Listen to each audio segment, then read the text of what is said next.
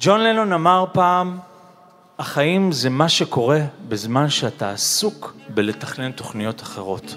ועל זה אנחנו הולכים לדבר הערב בעצם, על איך הדברים הכי גדולים ששני אנשים שכמעט אין שום קשר ביניהם, הגיעו לאבני דרך הכי משמעותיות בחיים שלהם, ממש כבדרך המקרה.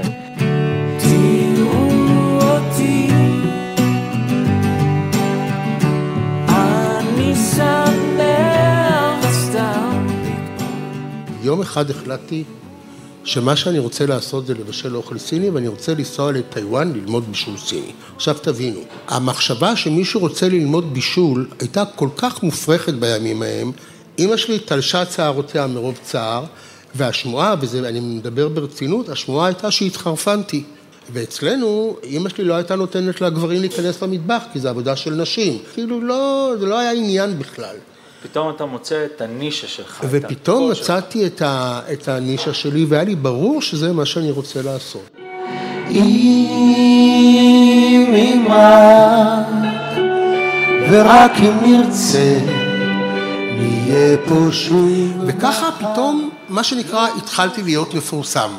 נסענו בפיאט 500 שהייתה לנו אז, וברחוב איבינג ורול ראינו גרפיטי, ובגרפיטי היה כתוב לאמור, יושרה אהרוני במרינדה, שאני מודה שזה גרפיטי שהרווחתי ביושר, כי בתקופה ההיא אני אכלתי לכולם את הראש, אם להשרות במרינדה, להשרות במרינדה. אני אחלום לנצח, אולי אחלום לנצח. 8 שנים לאחר מכן, אני פתאום מקבל טלפון.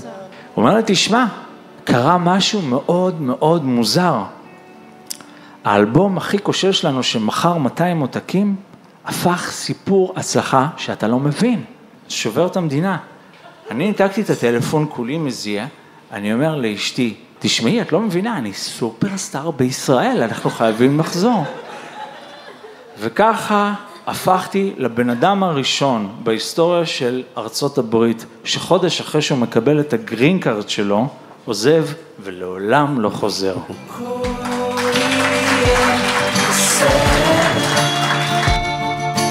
אנחנו עוד נשמח